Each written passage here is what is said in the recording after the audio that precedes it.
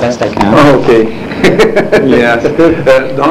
Keith, yesterday you told that if you were not a psychologist, you'd be an archaeologist. That's my other fantasy. Yes, but why you choose for psychology? It's an excellent question. When I began my university training, I actually was registered in sociology for the first year, and I discovered I didn't really like that very much. It struck me as a kind of after-the-fact explanation of how things happened or why things occurred. And I did have an interest in that, in terms of the long-term history, like looking at, archaeological issues, for example, social history. So that was of interest to me. But then it seemed to me if I was going to make an impact in the world to help people, it had to be something more practical. And so this, I think, is what drew me to psychology. Even in high school, when I was younger, people often would come to me for advice or, help, one type or another. So I had that kind of bent or that direction early. So it seemed like a kind of a natural way to go. Yes. And then in psychology, why you choose cognitive therapy? That was really more of an accident in many ways. When I went to my undergraduate program, which was in Edmonton, in Alberta, it's a very experimental program, and the only training we had in psychotherapy was really not, it was kind of a paradox. It wasn't very scientifically based. It was really more humanistic and existential and psychodynamically oriented, which partly was the time, because that was in the late 1970s, so cognitive therapy really didn't exist at that point in time. And partly by coincidence, I was married, and my wife wanted to go to a different school to finish university, so we moved there, which is in Waterloo, Ontario, and I applied for graduate school there and another university close by, and was accepted at the other university, and actually the person I was going to work with was of more interest to me. And so I started graduate school there, and then my wife applied to graduate school at the same university the year after, and so we ended up at the same university, and I ended up with the opportunity to work with Brian Shaw. Beckwith Shaw. Yes, sure. He was in London at the time, and so I had the chance to work with him, and of course this was just when cognitive therapy was beginning. I got my PhD in 1980. And Beckwith, Shaw, and Emery was published in 1979. So this was just at that time when the field was just starting to change, and I saw an opportunity. And it was about 1978, there was discussion about the NIMH treatment study. I don't know if you know it or not. It was a large study that the National Institute for Mental Health wanted to sponsor on the treatment of depression, looking at drug therapy, cognitive therapy, and then a comparison condition, which ended up being interpersonal psychotherapy. But they wanted Beck to do the training for the cognitive therapist, and he was negotiating with NIMH, and in the end they disagreed, and he refused to do it. And so they asked Brian Shaw if he would do it, and Brian said he would, and then he invited me to work with him on the project. So right out of my PhD, I was working on this large project, training cognitive therapists in the United States, and learning more about it myself and practicing and doing research. So it was a real good opportunity for me to sort of jump. Sure. So it fit with the work I was doing with Brian. There was an opportunity, and it was a good accident. Exactly. Yes. And who were the main figures, the main teachers that you consider most important in my career? Brian Shaw. So I really give him credit for giving me the opportunity to start and to do this work. Through him, I was able to go to Philadelphia, and so I was trained with Beck, by Aaron Beck and the group in Philadelphia. So I would say those probably, Aaron Beck was there, but others also. They were certainly key influences, and talking to other colleagues. And I had the chance on the NIMH project. John Rush was involved. Jeffrey Young was involved as a collaborator. Marika Kovacs I don't know. Yes, sure. Yes. She was involved. So I had a chance to meet all of these people and to talk to them about their ideas and, to be right there. So it was wonderful. Yeah, very, very good. And Keith, we here in Brazil, about cognitive therapy, many people say that cognitive therapy it's kind of just treatment of symptoms, and therapy is just superficial. They don't cognitive psychotherapy don't treat the causes of the disorder. Yes. What would you say to these people that think it? Yeah, I think that that it certainly is true that a lot of cognitive therapy techniques are developed for the management and treatment of symptoms. So there's no doubt that one of the goals is to reduce suffering, to get people from having diagnosable conditions to getting rid of those conditions, and to functioning better in society. And I don't think we apologize for that at all. That's an important part of treatment. But the idea that it doesn't address the causes or the risk factors is a clear misconception, because we believe that the risk factors happen at different levels. Some of them are behavioral risk factors, some of them are social risk factors, some of them are cognitive risk factors, and we do address those in the course of therapy, and we explicitly try to prevent the return of symptoms through looking at these risk factors. Yes. We think about it differently. I think where the controversy sometimes comes up is that other theorists have a certain idea about what the risk factors are. So they believe that they're long-term unconscious beliefs that people hold. And we certainly believe that that's important too, but that's not the only risk factors. Yes. Part of the risk factors are behavioral strategies that people employ. Part of the risk factors are the lives that they lead. So we look at the bigger picture, I think, in some ways. Yes, sure.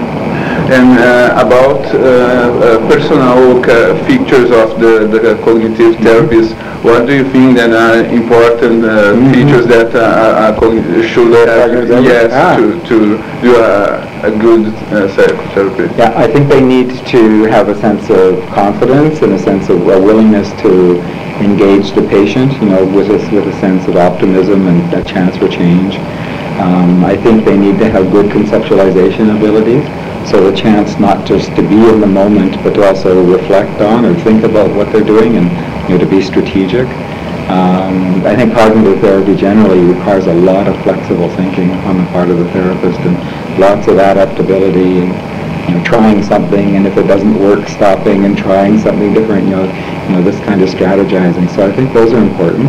I think compassion, of course, is a critical thing, that you can recognize patients' suffering and help them to feel that they're cared about and that they're being treated by somebody who is compassionate for them. So empathy and issues like that. I think knowledge, I think you need to be trained and you need to learn the skills and practice them over time and to keep, upgrading your skills and being engaged in that. I think another important attitude that certainly we like to foster in North America is the idea that you don't just do the therapy, but you're also evaluating it constantly. Like this attitude of learning from your patient, so being respectful of their experience. And so in the workshop I was talking about using assessment tools, and that's part of how we do that, of course, is by learning what they're doing and how they're changing. And so we're humble in that sense.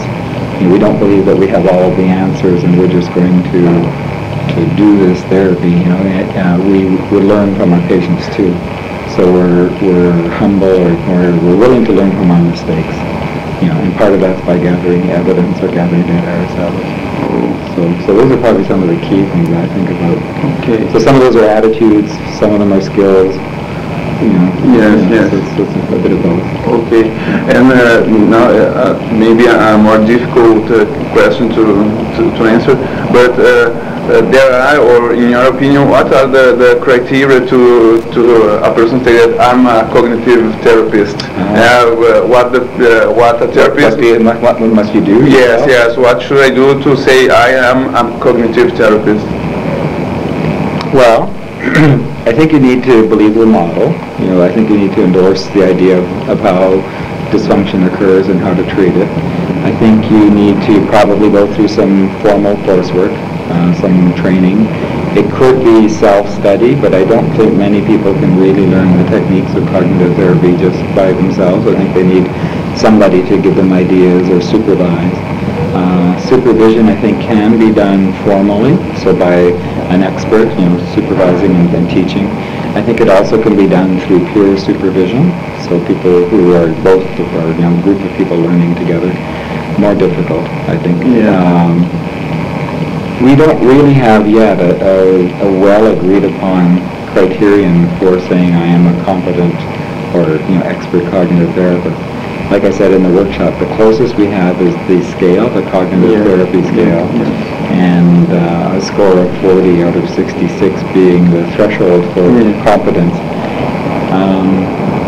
So I honestly, we don't have a good answer to that question. Yes.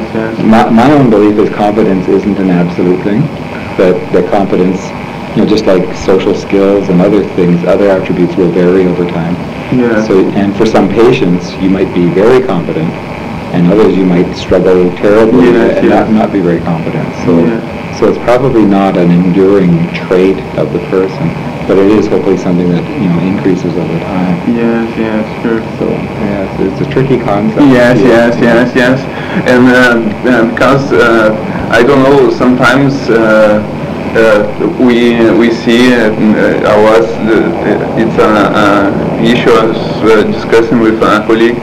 That sometimes we think that a cognitive therapist has more stress than other therapists, because cognitive therapists, I don't know, I believe that he should good, and the patient should be better in a few sessions. And I don't know if you've seen in other parts of the world this kind of stress, because I have to make my patient get better.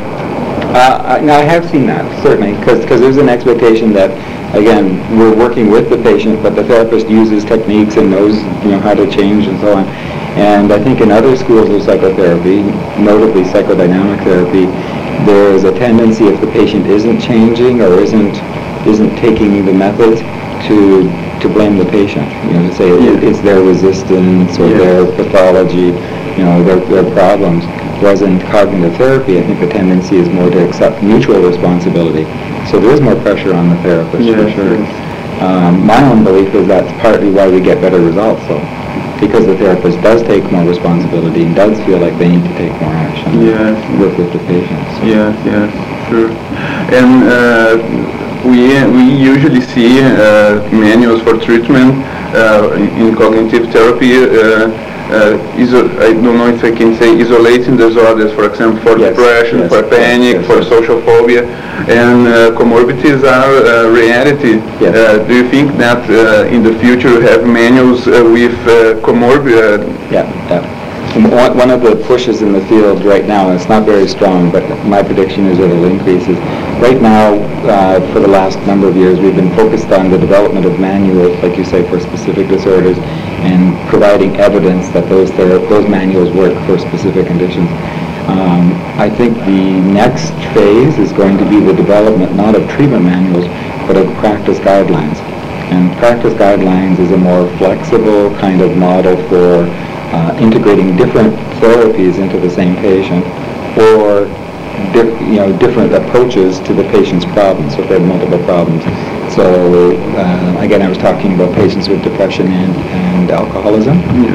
It would be relatively foolish to start treating the depression until the alcoholism is dealt with. So from a treatment guideline perspective, when you have a comorbid problem like that, the guideline would say treat the alcoholism first and then come back and address the residual depression. So that's more of a guideline. Now what you do when you treat the depression is probably use the treatment manual, use cognitive therapy. But you have to take into account the comorbidity.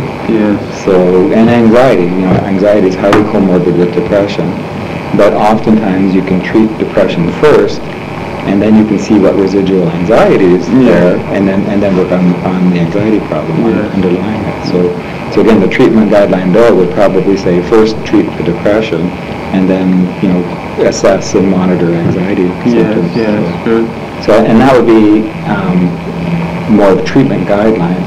And again, my prediction will be is that we're going to move in the next number of years towards evaluating treatment guidelines for comorbid problems. Yes.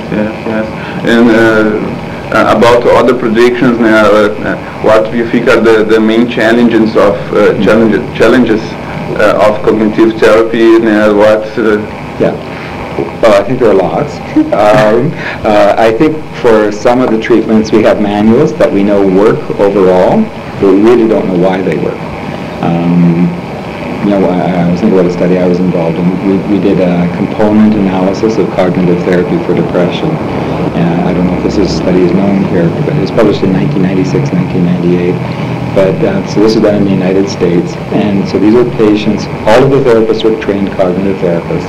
The patients were all major depressed patients. And what we did is we randomly assigned them to either get 20 sessions of behavioral activation interventions only, no automatic thought interventions, no work on core beliefs, 20 sessions of behavioral activation plus automatic thought work, so teaching how to rethink negative thoughts or address cognitive distortions, but no work on core beliefs, or 20 sessions of the full treatment package, so behavioral activation. So patients were randomly assigned to one of these three conditions, and the therapists were all cognitive therapists, and we taped every session, and we recorded and checked to make sure they weren't cheating or sneaking in interventions that they weren't supposed to do, and we then evaluated the outcomes. And what we found were at the acute outcome, the immediate outcome phase, was there was no difference between conditions. So it didn't matter if they only got behavioral activation or the full treatment package, the outcome was the same. Just in the end of the treatment or with a follow-up? Then we did follow-up for 2 years. So we followed patients, and we had very good follow-up data. I think at the end of 2 years we had something like 93% of the patients we had followed, so we tracked them all, and we had really good data. At no point was there a difference. The relapse rates all sort of tracked along together. So at 1 year it was about 25% for all three groups. By the end of 2 years it was around 40%. So relapse was increasing, but it was the same across all three groups. So, how do you explain that if you want to use a cognitive model? You might expect that the behavioral activation interventions have a strong short-term effect, but you wouldn't think they would necessarily prevent relapse. But somehow that seemed to be as powerful as the full cognitive therapy technique. So that's a challenge, I think, to the model of cognitive therapy of depression. And just so there was no group that received just training automatic for thoughts, which would have been a good comparison. No, we didn't do that, unfortunately.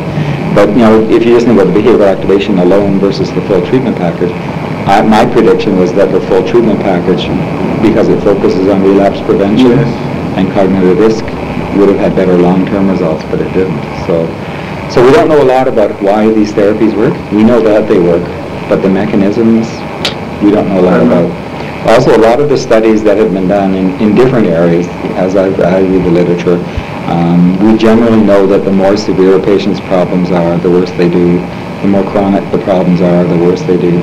But it's been relatively difficult in a lot of areas to find patient predictors of response. Like what individual difference factors are going to help to lead to better or worse results. And again, in terms of trying to develop treatment guidelines, it would be better if we knew that patients with certain kinds of dysfunctional attitudes do better in certain kinds of treatments, and patients without those dysfunctional attitudes, a different kind of treatment works better. We really had a hard time trying to establish those. And that also relates to another issue, I think, which is the issue of dissemination. I think this is a big issue for the future.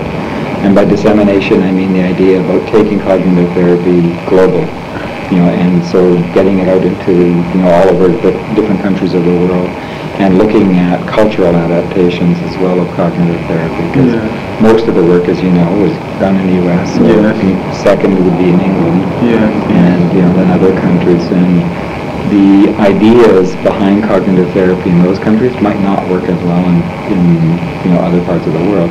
And so my belief is that it's going to have to be adapted or made culturally appropriate. And again, I don't know how that's going to turn out, but it's going to be very interesting. Yes, yes, yeah. yes. Sure. Yeah. In terms of disorders that are not know about treatment, that would be another area for the future. Certainly, personality disorders will be one domain where we really don't have a good handle on what the technique should be or could be. And there are just some areas that we really haven't addressed very well yet, like schizophrenia is one. I wrote an article years ago about what the limits of cognitive therapy might be, and I predicted that there probably couldn't be cognitive therapy for schizophrenia because of the nature of the disorder is that there's a loss of contact with reality, and because a lot of cognitive therapy is based on realistic models, that applying the techniques would be very difficult. And so I think I'm wrong, as it turns out, because there is an approach. But I wouldn't have predicted that. So it's not clear yet how far you can push this model. But yes. And I don't know if you work with children, but that's another good example. Sorry, go ahead. Yeah. But what are the main challenges with children, and what cognitive?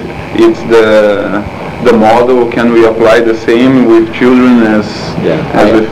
Yeah, I don't work with children, as you know, but my sense is that doing all of these techniques with children, pretty much impossible. Certainly doing kind of schema-related work or core belief work, we really can't do that. Yes. So, I think you have to, again, adapt what you do to the population and to the particular disorders. Yes. And sorry, the other thing I would just say is I think one of the big challenges for the future, again, is continuing to collect evidence about how this therapy works in different disorders, in different countries, with and without comorbid conditions, and so on. A distinction has been made in the research literature between efficacy trials and effectiveness trials. I don't know if you know this distinction. No. Efficacy trials would be those that really are randomized clinical trials, so your classic psychotherapy study. Usually that's done with a very pure group in a research setting with trained therapists and so on. Effectiveness trials are done in the real world with patients with comorbidity, with therapists that maybe aren't monitored as tightly as would be in a research setting and so on. So the question is really how well can you translate these therapies into the real world? But you can do it in a research context. So you can collect data and answer these kinds of questions. And I think what we need increasingly in the future are more effectiveness research studies. Yes. And again, practitioners are the ones that should be doing those, really. Yes, sure. And now I forgot what I'm going to ask. I remember. Do you know studies, because you were talking before about cultural difference in the different countries, and about factors like intelligence or level of schooling. There are influences of these factors in response of cognitive therapy. The work that I know, again, I've only really looked at that literature in depression, and there have been a few studies that have tried to assess intelligence or social intelligence in one study I know, and they were trying to look at that as a predictor of response, with the idea being that more intelligent people would have better outcome in cognitive therapy. They haven't found that. So far at least, there's only about 3 studies that I know that have really done as well, and it doesn't seem that intelligence so far is a predictor. And I think why that is, my own belief, is that when therapists are working with a patient who's not as intelligent or maybe not as abstract in their thinking, the therapist shifts what they do to be more concrete and more practical and so on. With a more intellectual, more sophisticated client, you can do more schema-related work, and so again, the therapist and the therapy are flexible enough that you can adapt it to people with or without certain kinds of abilities. Sure. So I think that's why it doesn't predict. The flexibility of the therapy. Exactly. It can counteract those kinds of factors. Sure. And when you present the research, you talk about 20 sections or just a little more. That's the standard, yeah. Yeah, the standard. Yeah. But this it's because of you in your work you work in research programs, or this is the practical everybody who works in the real world works like this also? No, I mean the 20 session model was developed in the 1970s. For the first trial, when the first article was Russian colleagues in 1977, they used a 20 session protocol. The cognitive therapy manual book, when it was written, was based on a 20 session average or prototypical protocol. And most of the research that's been done since then just has continued to use that. Some have had 24 sessions, so some are a little bit longer. There's a couple of studies that used a 16 session protocol. So, again, the length varies. In clinical practice, 20 sessions is irrelevant. Really, it's a question of how can you engage the patient, how severe is their problem, how long are they willing to commit, how much money is there sometimes, if it's a private practice setting, insurance, what will insurance pay, so all sorts of factors that really shouldn't influence the decision get involved. And in my own work, I would guess my average is probably around 14 sessions or so. 14? Approximately, some less, some more. But, really depends on a number of factors. Yes. It's impossible almost to say. Yes. And these were the questions I was prepared to ask. Would you have something else that you think it's important to the Brazilian who wants to become a cognitive therapist? What should they do? Yes. What should they do? Yes.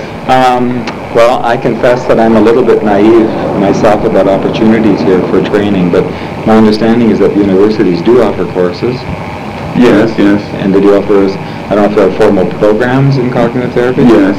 Yeah, so I would certainly say a good first thing to do would be to attend a program like that, to do reading, as much as you can in the field, to attend conferences where people are talking about or thinking about cognitive therapy. Again, I know there are costs associated with all of those, so it's more difficult, but if you can, to do those things. My best advice, though, I think, is actually just to read the techniques, imagine them as best you can, and to try. If you're working with patients and you're in a setting where you've got some supervision or some support, just try the techniques and see what happens, see what the result is. And I think oftentimes when people do that, they may be skeptical the first time, and they realize what a strong, powerful effect they have, and it gets them more excited and more enthusiastic about trying more. So I think that's often a very powerful thing to do to motivate people. I also believe a lot in the idea about, go ahead. No. I also believe a lot in the power of peer supervision. So having a supervision group, we call it in Canada, where people who are trying to learn the techniques will have their own cases, and each one will present and talk about their cases. But when you do that, don't just talk about them. Have videotapes or have audio tapes so that you can watch yourself and learn from yourself and from other people as well. Yes. And it's painful, but I think a good thing to do in this process is to do your own cognitive therapy scale ratings, to rate yourself, or to be rated by your colleagues on a scale like that, so that you can learn what you're doing well and what you can improve, and just again over time try to increase those scores. But I know that's a threatening thing to do. Yes, but important also. Yes, exactly. Yeah. Like I really give credit to people in Philadelphia at the Beck Institute, because Judy Beck and Leslie Sokol and Aaron Beck himself will do live therapy sessions and have all of their colleagues watch them and rate them. Do ratings, and so even I think the experts learn that way. So you're always learning. I hope so, because if you're not, then you're stagnating. Sure. Okay. Keith, thank you very much. My pleasure. And can it's okay to type this interview and publish in our... Yeah, in fact, I would say probably edit it if you want. If you need to edit it, that's fine too, of course. Okay, Yeah, yes. You know, for your own purposes. Yes. Yeah, please, I'd be happy to have you do that. Okay, great.